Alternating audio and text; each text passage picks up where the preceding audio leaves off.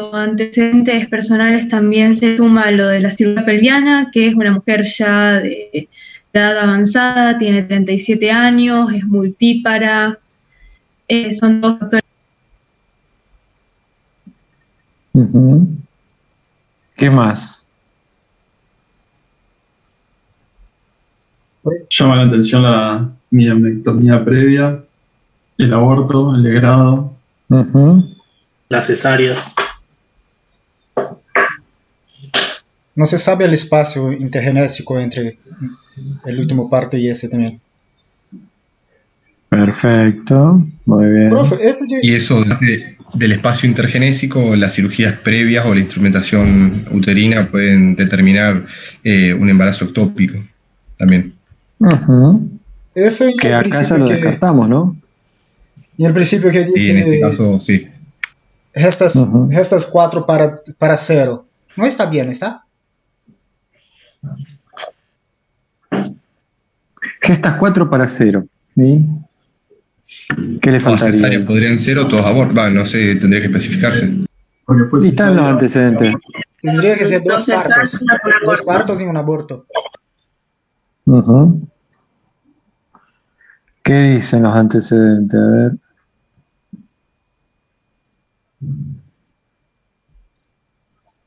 ¿Pero tuvo partos? 2 partos y un aborto. No, 2 cesáreas.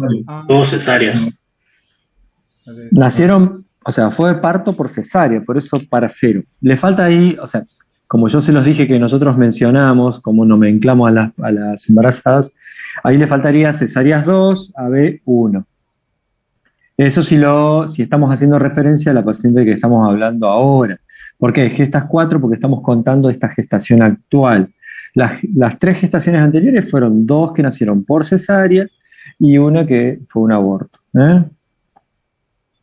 Bueno.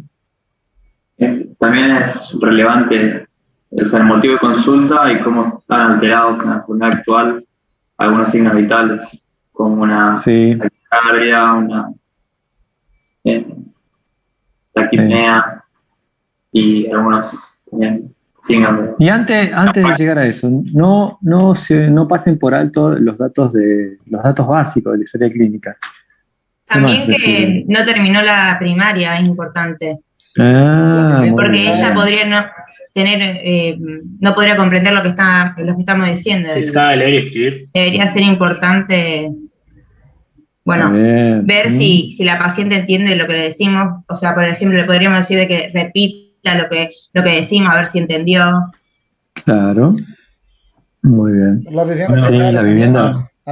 La vivienda precaria. Todos esos son datos importantes a tener en cuenta que nos van a ir categorizando este embarazo en diferentes escalas de riesgo, ¿no? Bueno. Y también es importante, por ejemplo, que no vive en Rosario. En el caso de encontrarnos nosotros en Rosario, ella viviría recién a 20 kilómetros. O sea, si hay alguna urgencia, ella no va a poder llegar rápido al centro de salud. Exacto. Bueno, y ya metiéndonos en el motivo de consulta actual, a ver. ¿Qué nos dice? Clasificar esta metrorragia en la segunda mitad del embarazo. Perfecto. Diferenciales, tales como un desprendimiento prematuro de placenta normoinserta, una placenta previa, rotura de basa previa, rotura uterina, por ejemplo. Perfecto. Diferenciales. Bueno, y a ver, Magdalena, ¿qué te parece acá? A ver si podemos empezar a hablar de alguno de los diagnósticos diferenciales que ahí menciona Tomás. ¿Por cuál empezaría? Mira, te la dejé fácil, vos podés empezar a elegir. Si querés empezar por base previa.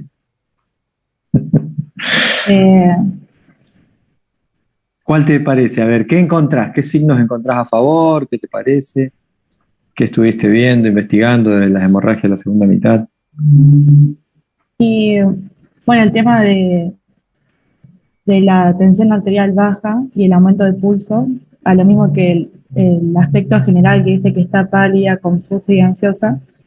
Esos son todos signos que te están marcando. Me están marcando una hemorragia con donde puede ir a derivar en un cierto shock. Entonces hablaría a lo mejor de placenta previa. Ponele, pero bueno, algo más específico, porque eso va a depender de la magnitud del sangrado. No se queden con lo que leen específicamente en el libro que dice que una tiene un sangrado importante y la otra no tanto, pero si no, remarquen más las características clínicas con las que pueden presentarse cada una de las situaciones. Es indoloro. Es indoloro. Tendríamos que preguntarle. Si el sangrado es rojo, ¿Cómo? rutilante. Las características del sangrado que no las nombra acá. Exacto. La placenta previa es roja, rutilante, líquido.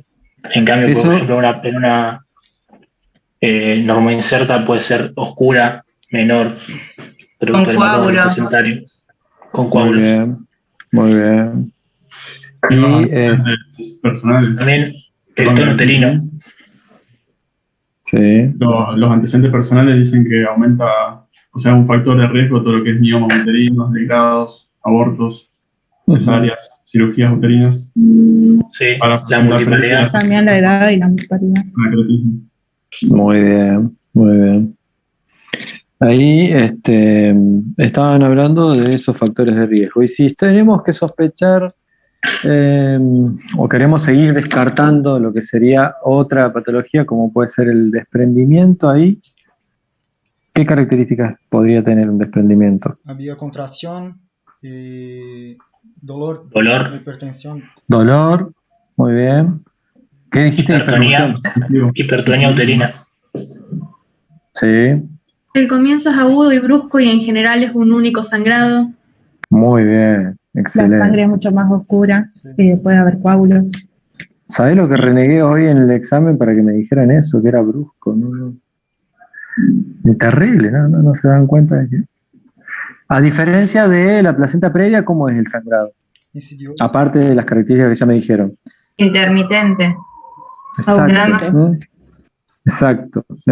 Ahí tenemos una gran diferencia también en la forma de presentación. No va a ser, o sea, podemos tener un primer episodio en que va a ser sangrado, que va a ser agudo, porque se lo ve, se lo detecta, y todo sangrado que comience en la segunda mitad del embarazo es considerado, hasta que se demuestre lo contrario, es considerado ¿qué cosa? Placenta previa. Placenta previa. Pero bueno, lo que tiene a favor es que nos va a dar esa intermitencia, o sea, sangra, se puede autolimitar y después va a tener otro episodio de sangrado. Pero nos permite que la sugerente consulte y que podamos diagnosticarlo. ¿Qué cosa, José? Que yo decía que en el desprendimiento de placenta que está con lo que hablábamos, existe también los datos, o sea, de la enfermedad actual que nos habla del aspecto general que dice paciente pálida y confusa, que nos da una sugerencia importante que podría estar en shock y da más como puntos a favor para este diagnóstico diferencial y no para una placenta previa, tal vez. Claro, pero sí, chocar se pueden chocar igual, eso va a depender de la magnitud del sangrado, ¿sí? Lo que sí, en la paciente que está con un desprendimiento se va a encontrar mucho más alterada, o sea, porque está experimentando el dolor y va a encontrar esa no posición, o sea, no va a encontrar ninguna postura antálgica, o sea, que le calme el dolor, va a estar muy inquieta. Eso es bastante característico también. Yo tendría más a placenta previa porque no habla de dolor, como decir, y después contracciones aisladas indoloras del útero. Hay hipertonía en la desprendimiento de la placenta no inserta. Exacto. Y en el desprendimiento, ¿qué me dijeron que estaba asociado a la hipertensión? ¿Cómo sería eso? Preeclampsia. Muy bien. Y entonces, ¿yo tengo forma de prever esa situación? Sí, con el control prenatal. ¿De qué forma? Tomándole la tensión arterial en las consultas. Y si yo estoy en trabajo de parto con una mamá primigesta que tiene una preeclampsia,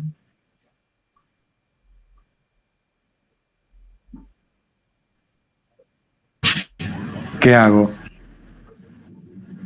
Le digo, no vamos a hacer parto porque vos tenés riesgo de hacer un desprendimiento, o ¿qué se hace? ¿Se podría hacer una cesárea? Una cesárea. No sé. No, ¿O se mató por ecografía la inserción de la placenta? no, tampoco. O sea, eso también se basan, o sea, por ahí van a encontrar en el texto que dice que se puede ver el hematoma, eso. Recuerden que es un abruptio, o sea, es algo rápido, brusco, ¿sí? No va a dar ese tiempo a que lo podamos ver, salvo algunas situaciones en donde el desprendimiento sea muy pequeño, que pueda venir muy solapado. Pero si no, es una situación brusca.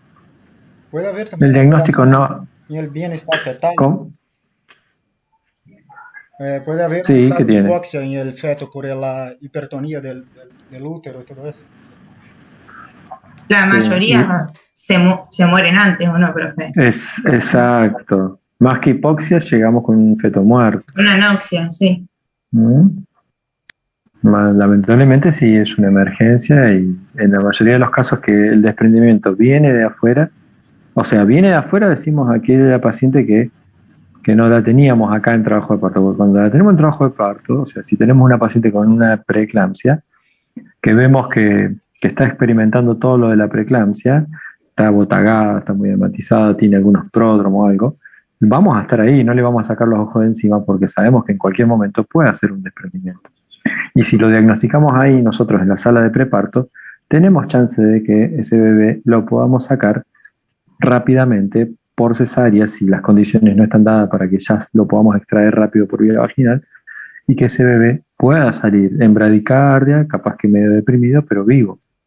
Ahora, el que viene de afuera, lamentablemente, en la mayoría de los casos llega muerto.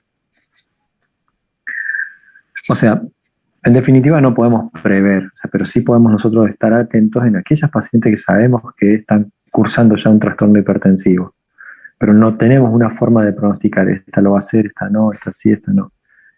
Hay screening que hablan de porcentajes, pero no podemos llegar a tener una predicción así con un porcentaje muy elevado.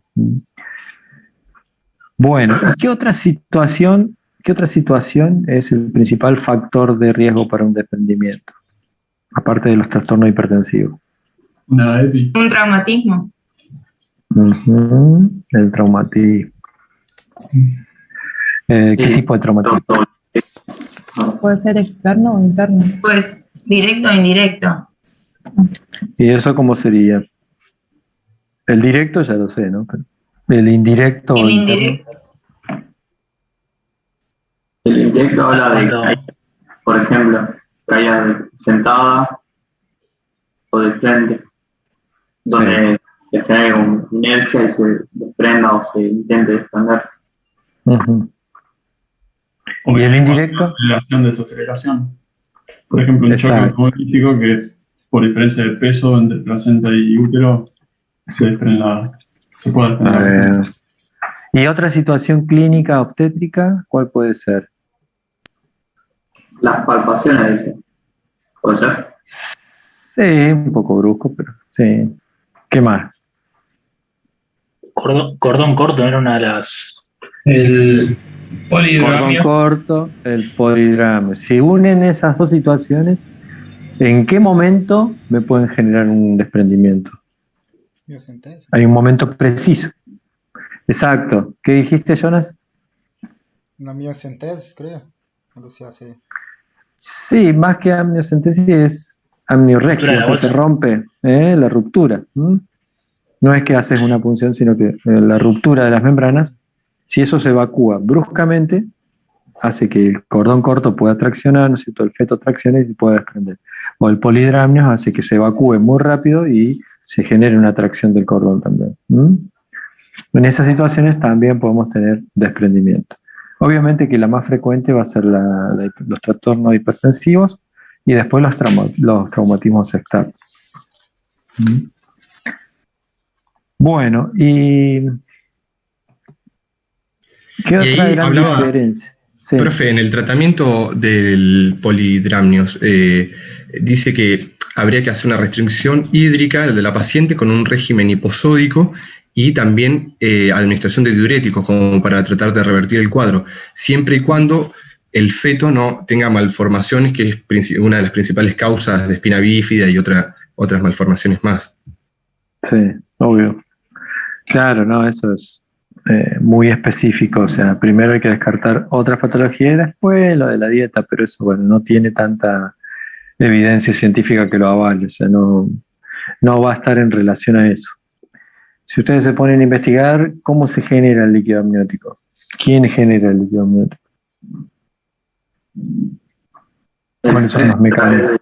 Sistema renal. Sí. Cuando hay alteración del sistema renal, pasa lo contrario, quizás. No oligoamnios. Sí. Más que, miren, a ver si lo pueden entender. Si nosotros hablamos de esto, supongamos acá, la madre la que está experimentando una hemorragia, entonces está chocada.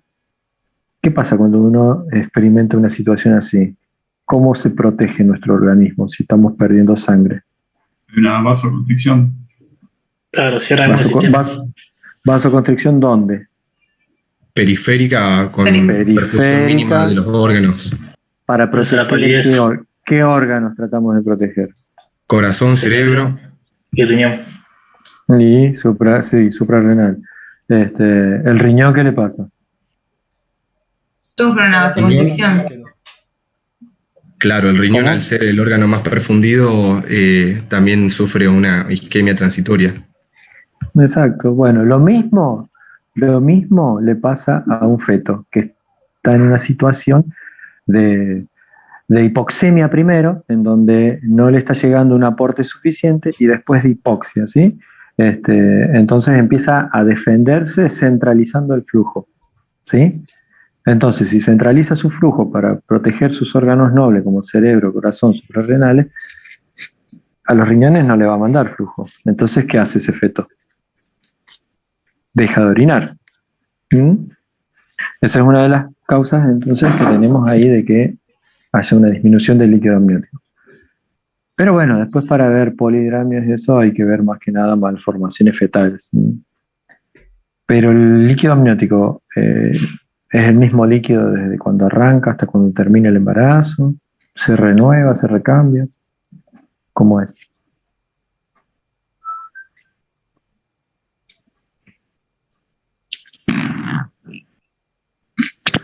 Se cambia constantemente, no me acuerdo con qué tasa, pero sé que se cambia todo el tiempo. Claro, todo el tiempo. Vamos a tener un recambio de por lo menos cada 48 horas, se va recambiando ese líquido amniótico, y va cambiando las características a medida que va avanzando la gestación.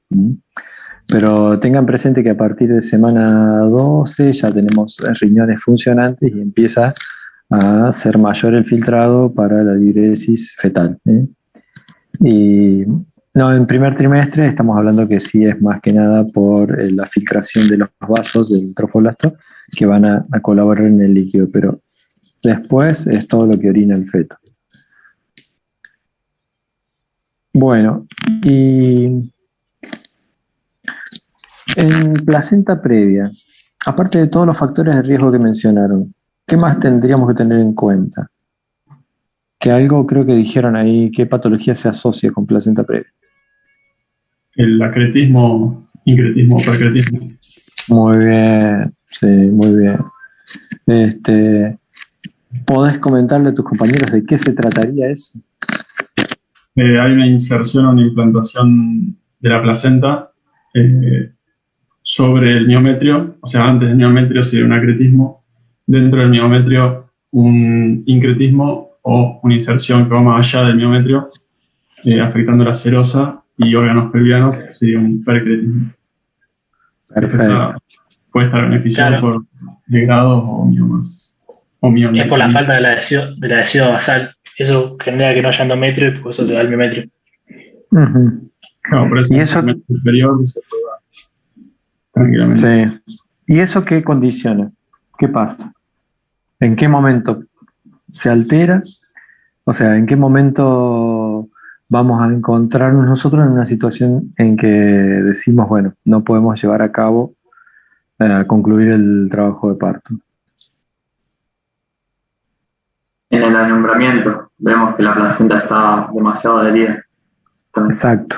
¿Y qué va a pasar, Mateo?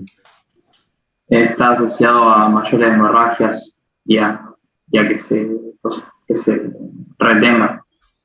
¿Y entonces qué va a pasar? ¿Qué hay que hacer? ¿Cómo se soluciona? Con un alumbramiento artificial, o sea, debemos intervenir activo. Pero si la placenta está muy pegada y no la puedes despegar. Ahí hace una histerectomía, sino que remover todo. Exacto. Esa es la gravedad que tiene esta patología que estamos diagnosticando, que puede tener una asociación con esto que ahora ha cambiado la clasificación, pero bueno, lo de acreta, íncreta, hipercreta, por ahí se sigue usando, aunque ahora son todos espectros de implantación anómala de la placenta, pero bueno, está bien ese concepto. Entonces lo que nos lleva a esto, a pensar de que al diagnosticar una placenta que ya está en una ubicación anómala, que es baja en el segmento uterino, también no se vuelvan locos con las clasificaciones esas de marginal, lateral baja, parcial, total. Nada, ¿es placenta previa o no es placenta previa? ¿Sí? Después entren en esas disquisiciones, pero no pierdan tiempo volviéndose locos con esa clasificación. Sí sepan que la placenta previa es una implantación en una localización anómala, no debería estar ahí abajo. ¿Y por qué les parece que hace mención a previa? Si nosotros ya vimos en la otra unidad todo lo que es la atención de trabajo de parto. ¿Antes de qué está la placenta? ¿Del orificio cervical inferior? Antes de la presentación. Está obstruyendo, está localizada en el orificio, anteponiéndose a la presentación. ¿Sí? Entonces, porque yo no puedo invertir los tiempos, ¿no? ¿O sí? ¿Qué les parece? ¿Puedo hacer primero el alumbramiento y después el nacimiento del bebé? No. ¿Por qué? Porque quedaría retenido el feto dentro y moriría si encima le sacamos la fuente de nutricia, que sería la placenta. Exacto. ¿Sí? Se muere, o sea, no puedo invertir, no puedo alumbrar, no puedo desprender la placenta, que es el sustento que lo mantiene al feto vital, y antes de que salga el feto, ¿no? Entonces, bueno, por eso no se puede invertir eso, o sea, el tercer tiempo es el tercer tiempo del alumbramiento, que debería suceder después de la expulsión del recién nacido.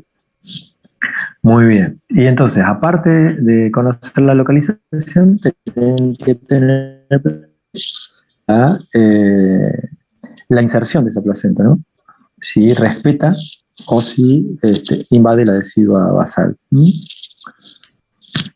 Entonces, ¿cómo se soluciona esto? Primero, ¿cómo diagnosticamos placenta previa? Fácil, ¿no? Una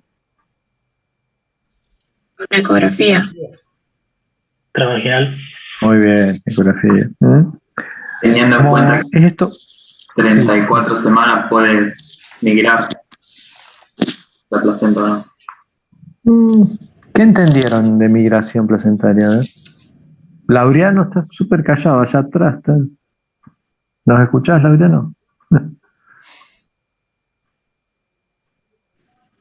Sí, pasa que leí poco el tema porque, bueno, internaron a mi papá de urgencia, entonces estos días tuve complicado.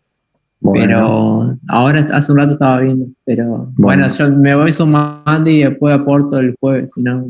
Bueno, perfecto, dale, no hay problema. Bueno, Tobías, ¿vos qué decís? Yo había leído que lo que era la placenta previa se diagnosticaba con lo que era la ecografía del segundo trimestre.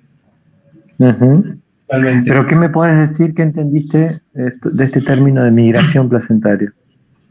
La verdad, migración placentaria, no leí el término ese. Bueno. No es porque depende del segmento inferior, básicamente.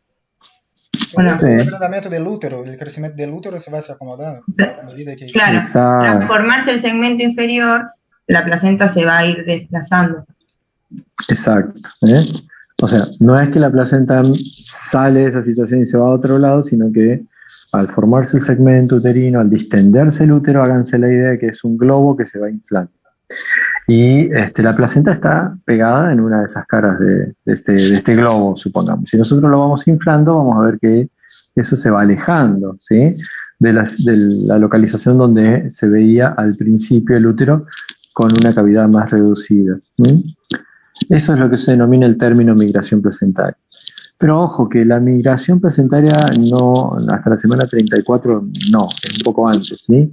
Podemos encontrar los principales cambios hasta la semana 28-30. Después ya es muy poco lo que va a migrar, muy poco. Por eso el diagnóstico de placenta previa, por lo general siempre se va a correr hasta el segundo trimestre, ¿sí? Y les diría casi la segunda mitad del segundo trimestre. Porque hacerlo muy temprano, todavía estamos obviando esta situación que puede pasar de que el útero lo estamos viendo muy replegado, entonces la placenta la vemos muy cerca o tal vez la vemos por ecografía ocupando todo el segmento inferior y a lo mejor en un segundo trimestre más avanzado no es así. Por eso siempre para el diagnóstico de esto hay que esperar un poquito, segundo trimestre, segunda mitad del segundo trimestre. Salvo que empiece con una manifestación franca de sangrado, ¿no? Y bueno, tengamos esa situación. En el NACIP decía que en la semana 16 y en la semana 20 aproximadamente se podía diagnosticar un 4 a 6% de placenta previa. Sí, y de ahí por eso. menos bajaba el porcentaje. Uh-huh. ¿Y qué les parece? ¿Cómo hay algo más que deberían estudiar si están sospechando esto de que, aparte de la localización, la implantación?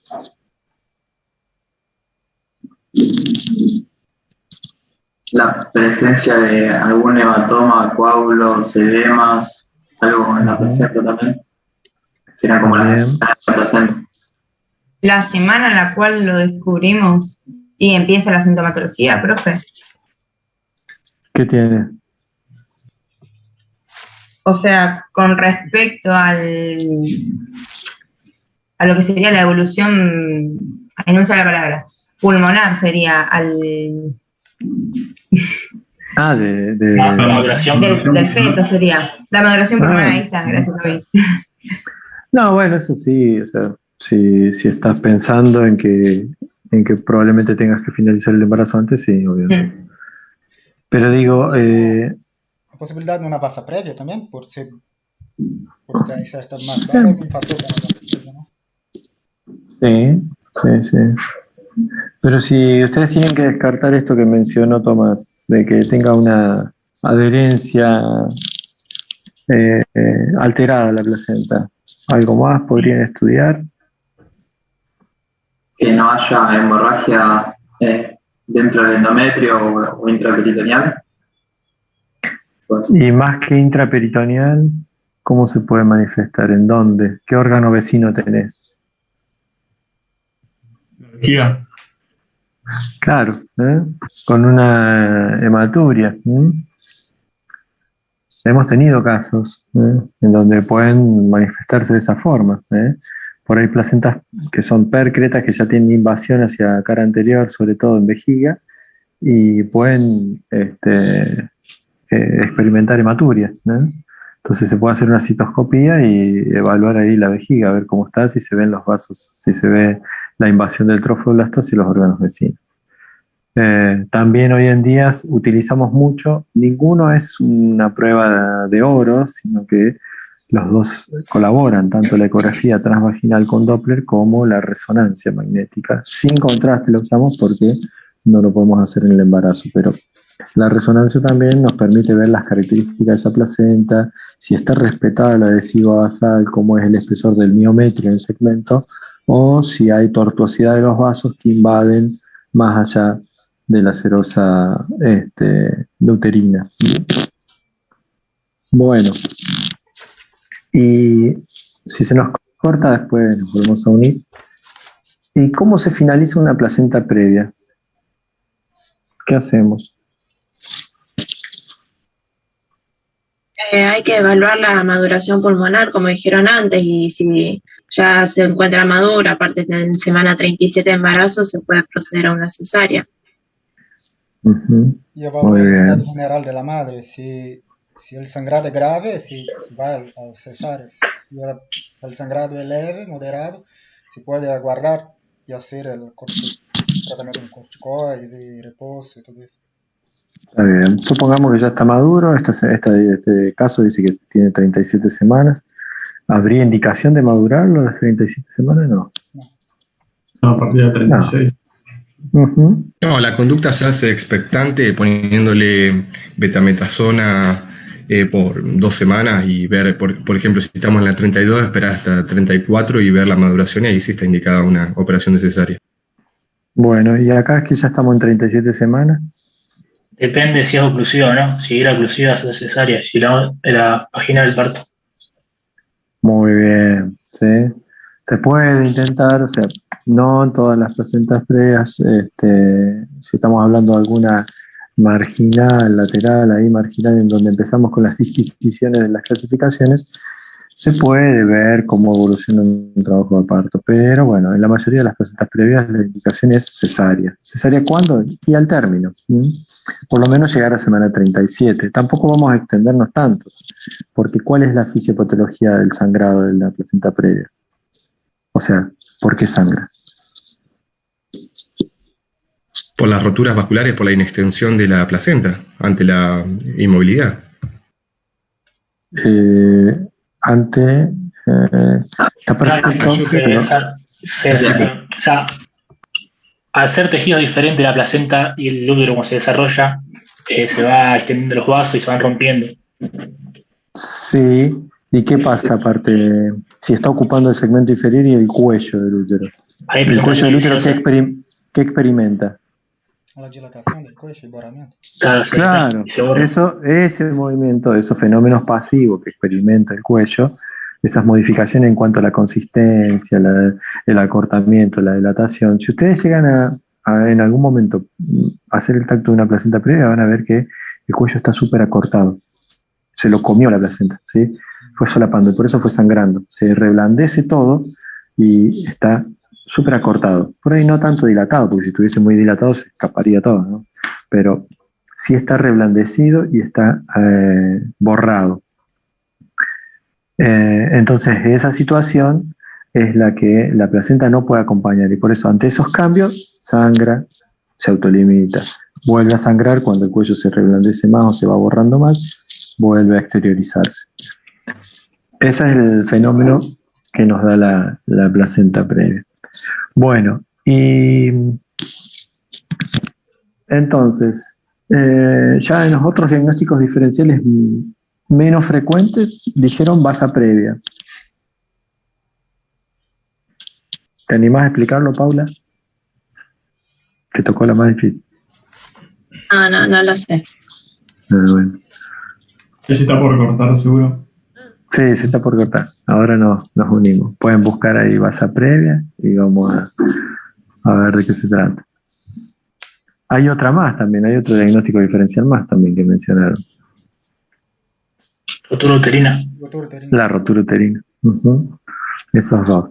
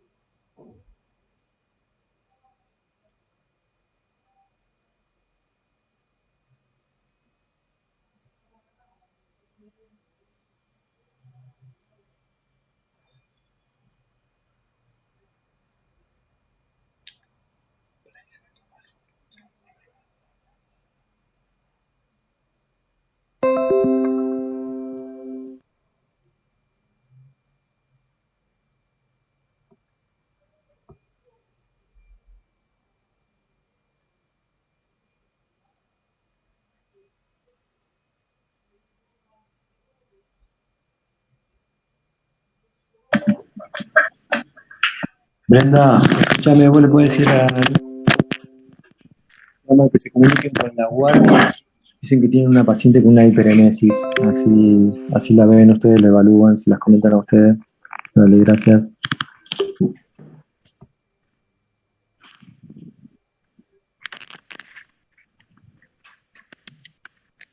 Bueno, ahí estamos.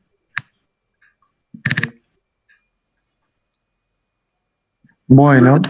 Tienes una pregunta, justo se cortó. ¿Con rotura uterina sería lo mismo que rotura del seno marginal? ¿O son dos cosas? ¿Alguien se lo puede contestar?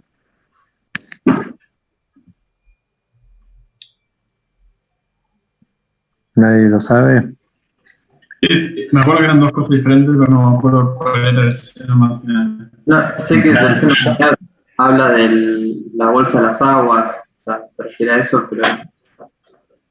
Del seno me parece que son roturas de los vasos de la placenta, si no estoy equivocado.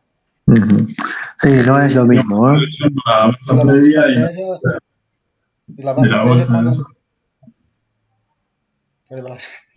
Es el discurrimiento del cordón umbilical. Sí, ¿qué pasó? El cordón umbilical va a estar entre el feto y el orificio. Entre las membranas ovulares. Exacto. Entre el coro y meamnios. Está bien, sí. Entonces discurren por ahí los vasos y cuando se rompe, se hace una ruptura de las membranas, se puede romper los vasos y lamentablemente ahí tenemos una hemorragia. Una hemorragia que es catastrófica porque prácticamente se nos desangra ese recién nacido, ese feto, y también tenemos alta chance de que se muera. Bueno, ¿y la rotura uterina qué sería? Profe, tengo una duda antes de que sigamos con todo lo otro. En placenta previa, leí que el tacto vaginal no estaba indicado. O sea, ¿cuándo se puede hacer en qué momento? ¿Alguien se la puede contestar? No se puede hacer, está contraindicado. La podríamos hacer cuando había una hemorragia interna, a veces, si no se exterioriza y queríamos controlarlo de alguna otra forma, pero estaba prescrito. Está bien. Paula, ¿vos qué decís? Estaba prohibido porque... Uy, no te escucho nada. ¿Cómo? Que estaba prohibido porque aumentaba el riesgo de hemorragias, de hemorragia más intensa. ¿Se escucha bien? Sí, ahí te escuché. Bueno, es un tema discutible, ¿no? Obviamente que si ustedes son médicos que no son especialistas y están en un nivel de atención primaria y no tienen experiencia, no lo deberían hacer, obviamente. No se hace. Pero tampoco es una contraindicación, o sea, porque si la recibe esa paciente un obstetra experimentado, que no sea un residente, le puede hacer un tacto con mucho cuidado, al igual que se puede hacer una ecografía por vía endovaginal. O sea, no es que está contraindicado, ¿sí? Pasa que se trata de limitar al máximo y se trata de que eso lo realice el que más experiencia tenga. Obviamente que no se va a andar haciendo tactos así, programados en cada horario para ver si evoluciona o no. Se tacta una sola vez y listo. No va a haber mucha más, no nos va a aportar nada el tacto. Y sí nos va a sumar riesgo. Bueno. Rotura uterina, entonces. ¿Qué factores de riesgo podría tener esta mujer de caso clínico para rotura uterina? Las cesáreas, por ejemplo, que tiene 2 cesáreas. La miometría también. Y la miometría. Todo, perfecto. Son cicatrices uterinas que han seccionado todas las capas del miometrio llegando a la cavidad endometrial. Entonces, ahí podemos tener una ruptura. Y también el legrado, ¿no? El legrado, sí, con un poco menos de riesgo para una ruptura uterina, porque no es una cicatriz que haya atravesado, que haya abierto todas las capas del útero, pero sí por ahí es un factor de riesgo más para una implantación de una placenta más baja, más previa. Perfecto. ¿Y qué les parece? ¿Cuál es el signo dominante en una ruptura uterina? Dolor. Dominante. Un abdomen agudo obstétrico, va a estar con mucho dolor abdominal. Y ahí dice que cuando nosotros la vamos a revisar, ¿cómo nos podemos llegar a dar cuenta y sospecharlo? El útero no debería estar sin tono, o sea, flácido. Atonía, no está. Atonía, claro. Está rota, totalmente rota. Se pata mucho el feto porque está fuera del útero. Exacto, ahí está. Ese es lo que te va a mencionar cualquier texto. Yo por suerte nunca tuve una situación tan catastrófica de esas. Hemos tenido rupturas de licencias, pero mucho más leves. Pero lo que vamos a encontrar es que si el útero se rompió, se va a retraer de una parte y van a quedar expuestas las partes fetales. Entonces a la palpación abdominal vamos a encontrar muchas partes fetales. Eso es lo que pueden tener ustedes tienen que tener presente al momento de una semiología. Pero bueno, son situaciones por suerte muy poco frecuentes, muy poco frecuentes. Bueno, y las otras dos son rarezas, así que nada, léanlo, no gasten demasiado tiempo en basa previa o ruptura del seno marginal, porque son situaciones muy poco frecuentes. Sí, pregunta. Yo estudio del libro de obstetricia, el Schwartz, y lo de basa previa y eso no me aparecen, o sea, no los leí. ¿De qué libro? Está en la página 6 y 7, está como anomalías de inserción. No está ahí en el texto todo junto. Ah, ok. Sí, buscalo por el índice alfabético porque van a estar. Son temas muy clásicos. Como inserción velamentosa está, no está como basa previa. Es que es una inserción velamentosa. Con que sepan ese término, con que sepan que es un diagnóstico diferencial, yo les diría que prioricen en placenta previa, el desprendimiento y la ruptura uterina, que pueden ser situaciones que tienen un poco más de frecuencia. Después lo que es basa previa o seno marginal es muy poco frecuente. Escuchen, antes que me olvide, para el jueves podemos hacer lo siguiente. Quisiera que, si se pueden, ya que en la unidad tenemos también para trabajar lo que es parto no institucional, podemos hacer ahí un mini taller, o sea que ustedes busquen alguna situación y preparen. Se van a encargar por lo menos 3 o 4 en hacerlo. Así nos comentan cómo armarían un parto no institucional. ¿Sí? Ahora elijo a ver quiénes pueden ser los encargados para trabajar eso. Y después nos quedaría inmunohematología, ¿no? Nos queda el alumbramiento de puerperio y inmunohematología. Puerperio también. Sí. Aguarden que contesto ahora que me están llamando por teléfono. Entonces, ¿en qué quedan los diagnósticos diferenciales? ¿Placenta previa y cuál otros más? ¿2 dijo? Basa previa, ruptura del seno marginal y ruptura del útero. Y desprendimiento de normoinserta. ¿Del qué? De placenta normoinserta. Son 1, 2, 3, 4. Gracias. Y hemorragias ginecológicas también, tipo, que no sean la principal.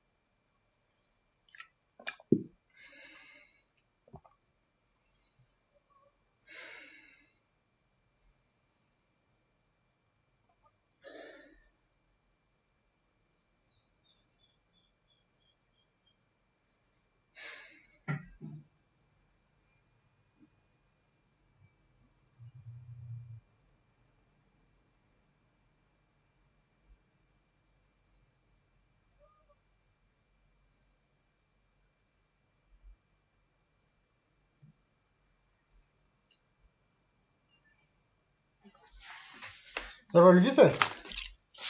Sí.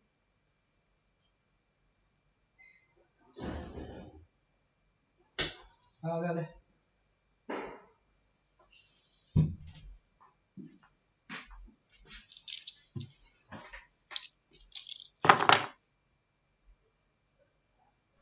Bueno, ahí estoy.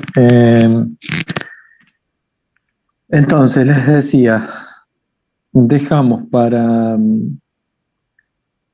alumbramiento, ya lo vimos, así que eso podemos repasarlo rápidamente. Vamos a dejar lo de parto no institucional, que quiero que lo armen entre 4, pueden hacer algún PowerPoint muy conciso, planteando la situación, así, cómo sería un parto, cómo se imaginan un parto no institucional, qué deberían hacer, qué medidas deberían trabajar, y a continuación de eso vemos puerperio. Eso para el jueves. Y ahora pasaríamos a la parte de inmunomatología.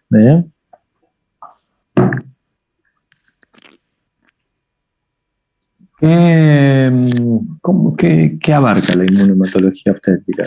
¿Qué tendríamos que estudiar? La relación entre el sistema inmune de la madre y la respuesta que puede desencadenar el desarrollo del feto dentro del útero. Perfecto. Y entonces, ¿qué es lo que nosotros investigamos? ¿Qué parte del sistema inmune, qué parte de los anticuerpos sabemos que pueden generarle alguna reacción importante al feto? Se analizan los antígenos de superficie que es de los glóbulos rojos, tanto fetales como maternos. ¿Por qué? Como una incompatibilidad de RH, por ejemplo. Exacto, porque nosotros tenemos un grupo y un factor para los grupos sanguíneos, entonces vamos a poder tener esas diferencias, incompatibilidades. Bueno, ¿y en qué situaciones en donde nosotros debemos estudiar con más profundidad?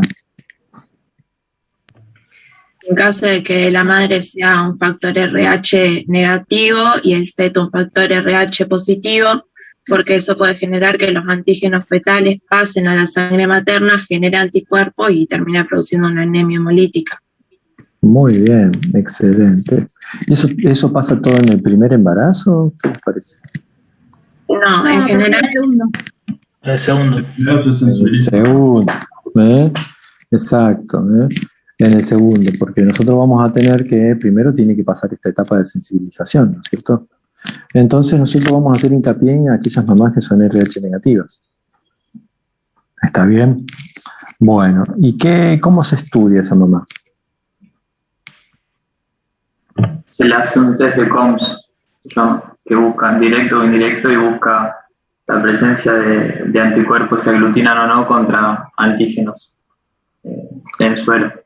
Muy bien. Directo se busca directamente los anticuerpos, indirecto si se busca la aglutinación aparte. Muy bien. ¿Y eso qué dos situaciones te puede diagnosticar? Que la madre no está sensibilizada y que la madre está sensibilizada y genera reacción. Sobre todo que son las inmunoglobulinas que pueden atravesar la placenta. Exacto. Son más pequeñas y pueden pasar la barrera. Entonces, nosotros podemos partamos de esa base, ordénense para estudiar el tema, porque después si no se encuentran con que es un lío y no entienden nada. Entonces, vamos a tener que investigar a todas las embarazadas, ¿sí? Vamos a investigar su grupo y factor. ¿Sí? Aparte, la prueba de CUMS hace ya unos años que hay una ley que se llama Ley de Sangre en la provincia de Santa Fe, en donde se deben investigar, se hace CUMS a todas las pacientes, pero no solamente buscando el panel anti-D, sino que se buscan diferentes antígenos, ¿sí? Porque puede haber otras incompatibilidades, no solamente las del factor RH, sino que hay otras incompatibilidades que pueden generar grados menores de alteraciones fetales, ¿sí? Entonces se le investiga a todas. Si partimos de la base de que podemos tener aquellas pacientes sensibilizadas y las no sensibilizadas. La que es RH negativa que no está sensibilizada, ¿cómo la controlamos durante el embarazo? ¿Qué deberíamos hacer? El test de Coombs. Ya le hiciste el Coombs y te da negativo. O sea, no tiene anticuerpos. O sea, no está sensibilizada. Ahora, ¿cómo? ¿Cómo? ¿Que hablar un poco del factor RH recién nacido? Sí, pero para que nazca faltan esos 9 meses. Ahora, ¿cómo la vas a controlar durante todo el embarazo? Si sabes que la mamá es RH negativa, no tiene, le pediste todo lo que corresponde al primer control que vino dentro del primer trimestre, el grupo es RH negativa. ¿Qué dato me interesaría averiguar? Si yo ya sé que no está sensibilizada. ¿Se puede evaluar de células fetales en la sangre materna? Sí. Va a ser importante saber el RH también del padre. Muy bien, empecemos por ahí, organicemos la historia clínica, ¿sí? Ahí está, muy bien. Entonces, yo sé que la mamá es RH negativa, perfecto. Tiene una Coombs negativa, no está sensibilizada, no ha generado anticuerpos. Pero bueno, yo quiero saber si su pareja también, si es RH negativa, ¿qué pasa? El feto va a ser RH negativo. O Pero sea que si no va a haber problema. Pero si la pareja es RH positiva, podría ser dominante o heterocigota o homocigota. puedo tener un recién nacido que sí pueda ser RH positivo, ¿sí? Y entonces, ¿qué situación yo quiero proteger ahí? La sensibilidad De la madre. Y entonces, ¿cómo lo hago eso? Con la inmunoglobulina anti-D. Exacto. ¿En qué momento? En el segundo trimestre. No, después del parto. Entre las 22 y 28 semanas. Exacto, se hace en diferentes momentos durante el embarazo. Muy importante, posparto, se describe ahí hasta 72 horas, pero si la conseguí más tarde se la hago igual. Pero bueno, lo ideal sería hasta dentro de las 72 horas posparto, porque sabemos que ese momento es en donde se puede sensibilizar, donde puede haber contacto de la sangre materna con la sangre del recién nacido y entonces puede haber una sensibilización por parte de la madre y generar anticuerpos que nos van a estar perjudicando en el próximo embarazo. Pero también está descrito que entre la semana 28 y 30 se debe hacer una dosis de gamma globulina para proteger también. Y hay otras situaciones en el embarazo que debiera yo tener la precaución de hacer una profilaxis. Sí, en el caso que sea, por ejemplo, RH positivo y que esté también sensibilizada. También hay algunos casos que podría ser. Sí. Por ejemplo. Pero si ya está sensibilizada, profilaxis no hablamos. Sí, pero si sufre algún procedimiento invasivo, Exactamente. Exactamente. Después de todo procedimiento, si yo le planteo hacer una biopsia de vellosidades, si le tuvimos que hacer una amniocentesis, o si tuvo algún episodio, porque puede ser que esta paciente sea RH negativa y a lo mejor también tenga una placenta previa. Si tuvo un episodio de sangrado, también voy a tener que hacer una dosis de gamma globulina, ¿sí? Eso es para las pacientes con RH negativas no sensibilizadas. Estudia el recién nacido. Vos, Martín, que estaba... No, ¿quién era? Vos, Martín, estaba hablando de las Coombs. ¿No? ¿Se puede tomar sangre del cordón del lado fetal? Sí. Es la prueba de Coombs y RH. ¿Y qué Coombs haces? ¿Directa o indirecta? Directo. Bueno, y si el recién nacido demuestra que tiene ahí los anticuerpos, ¿qué pasa? Se hacen transferencias de glóbulos rojos.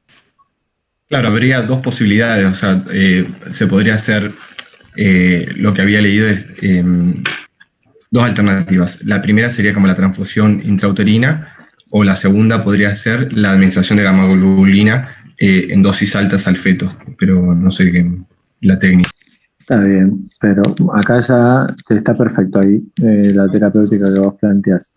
Acá ya la etapa intrauterina ya la pasamos, porque si ya nació, estamos sacando sangre en recién nacido, ya nació. Y lo otro sí, pero digo, si Blackums, que yo le estoy haciendo a la sangre del recién nacido, a mí me demuestra que hay anticuerpos, ¿qué hago con AMA? Hay que valorar un cuadro de anemia en el niño. Sí, También eso lo va a tratar ya el neonatólogo y el pediatra. ¿Y yo qué hago con la mamá? ¿Le hago la gamma-globulina? No, porque ya está sensibilizada.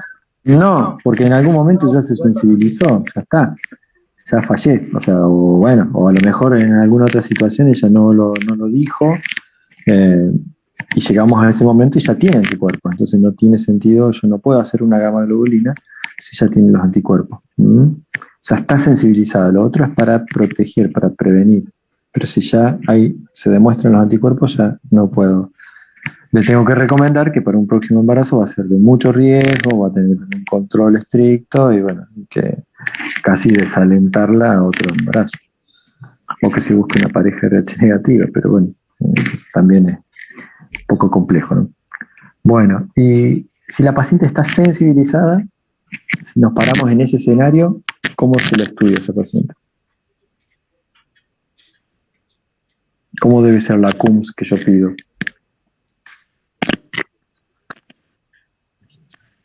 ¿Una CUMS indirecta? Sí, pero ¿qué más? ¿La administración de gamma-globulinas? ¿Y titulación? Con la titulación, ¿sí? Con la cuantificación de los anticuerpos, ¿sí? Tengo que saber a ver qué título de anticuerpos tenemos. Y ahí sí. Yo sé que si la paciente está sensibilizada, tengo altas chances de que haga qué cosa en el feto. La anemia hemolítica. Y ahí tendríamos que hablar de la bilirrubina indirecta. Eso es una pregunta, si se hace de rutina la amniocentesis o si hay otros métodos por venir. Hay otros métodos. ¿Alguien lo encontró? Eso ya lo reemplazamos. Puede ser la velocidad sistólica de una arteria cerebral.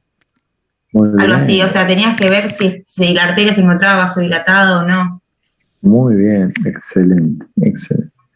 Excelente, pero no es vasodilatación, ¿sí? Si el jueves yo doy la clase de una de las aplicaciones del Doppler, ¿sí? Así que ahí lo van a tener bien explicado, pero les adelanto, no es la vasodilatación, sino que es la velocidad con la que se van a mover los glóbulos rojos en ese territorio, en ese vaso, ¿sí? Que corresponde a uno de los vasos nutricios del polígono de Willis, donde nosotros vamos a ver cómo se desplazan rápidamente en los glóbulos rojos. Eso se estudió, ¿sí? Y hay escalas que nos permiten a nosotros conocer y hacer una representación de cuál sería el porcentaje de hemoglobina fetal midiendo la velocidad del pico sistólico de la arteria cerebral media. Eso es completamente no invasivo, o sea, no tenemos que hacer punción de nada, solamente colocamos un aparato, un transductor ecográfico a la altura de la cabeza fetal y medimos el Doppler, ¿sí? Eso reemplaza a lo que se veía antes, que teníamos que hacer las punciones, las amniocentesis seriadas, buscando qué cosa con la amniocentesis, ¿qué buscábamos? La bilirrubina en el líquido amniótico. Si hay presencia o no de bilirrubina en el líquido amniótico. Ajá, y había una escala que ¿qué es lo que medía? ¿Qué medía? ¿Cómo medía esa presencia de bilirrubina?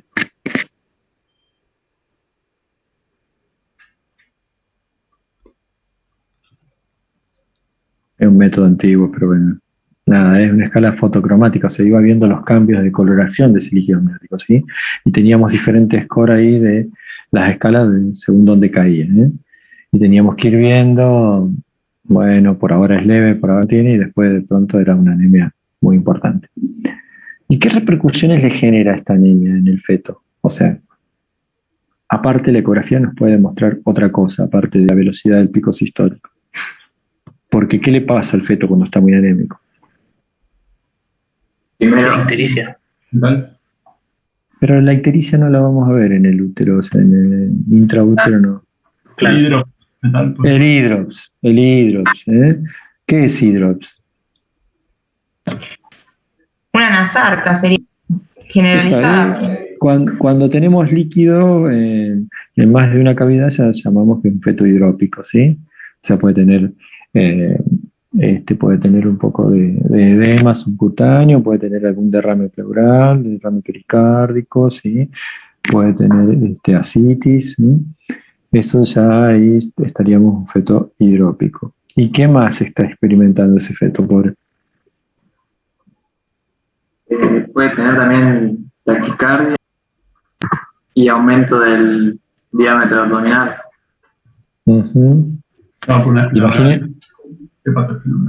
Exacto. Imagínense que ese corazón tiene menos glóbulos rojos y está tratando de bombear más rápido, ¿sí? Experimenta también un corazón que ya tiene un grado de insuficiencia. Bueno, y ahora sí, como dijo José, ¿qué tratamientos hay para estas situaciones? Y en el caso de la madre, sería la plasmaféresis por donante de sangre para disminuir los anticuerpos. Sí, no lo hacemos, no, pero lo del feto sí.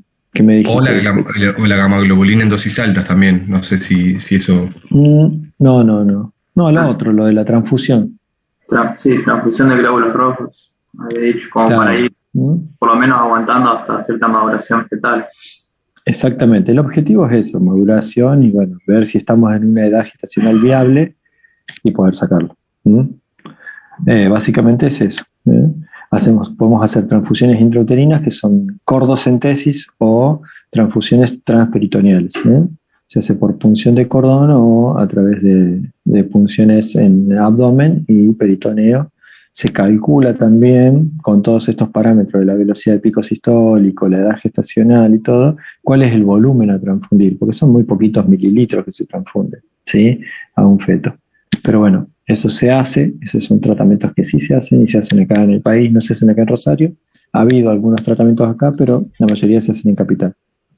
Pero eso se hace. Hoy en día, gracias a todo lo que se ha hecho, lo que se trabajó con la profilaxis, no hay tantos casos de esto, la verdad que son más raros, son rarezas. Pero antes, hace no muchos años, ya teníamos bastantes casos siempre de incompatibilidades.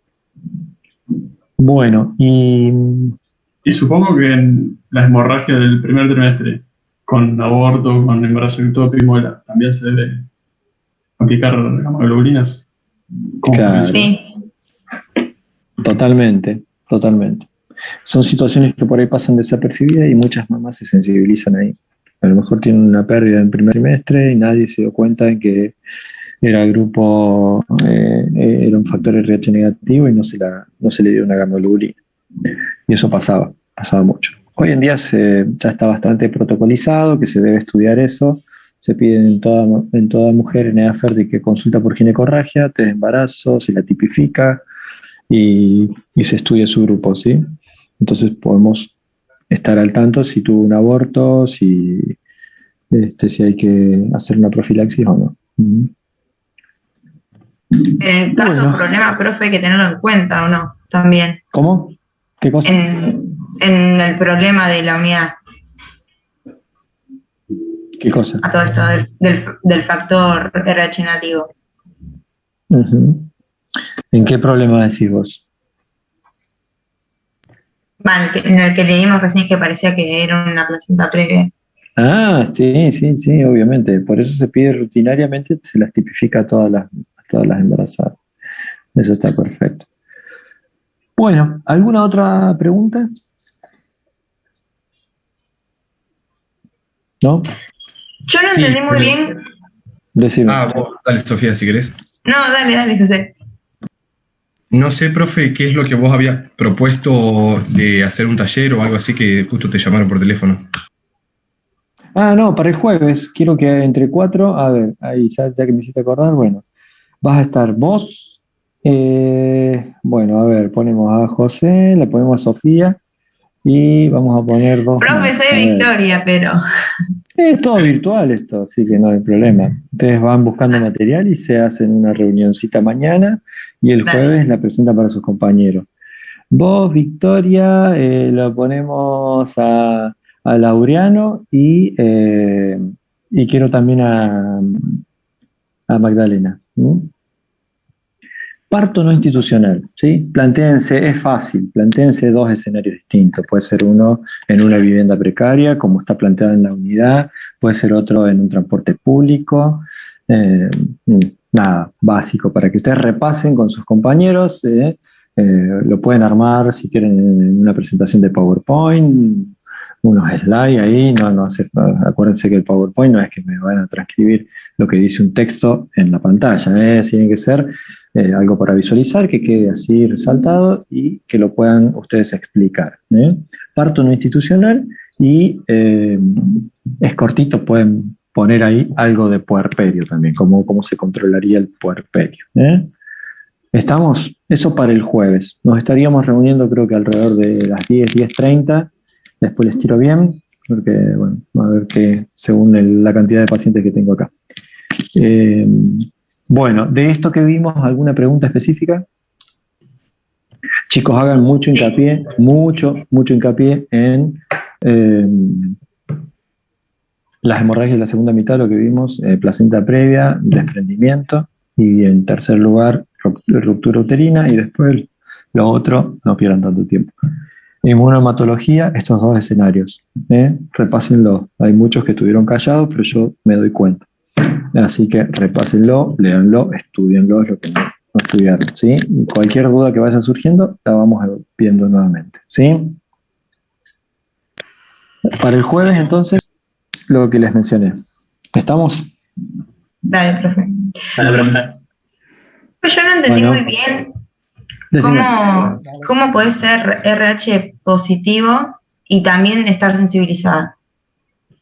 Sí, porque no es una incompatibilidad seguramente de grupo de factor RH, ¿sí? Podés tener una incompatibilidad del grupo ABO o hay otros antígenos, hay un montón de antígenos, así que podés tener otras incompatibilidades. Por eso la CUMS busca no solamente el anti-KEL, sino que busca otros antígenos, ¿no? ¿Sí? ¿Estamos? Dale. Bueno, muy bien, que tengan buena tarde. Nos vemos el jueves entonces. Dale, gracias. Gracias. Esperamos ansioso lo que preparan sus. Chao, gracias. Muy bien. Chau, chau.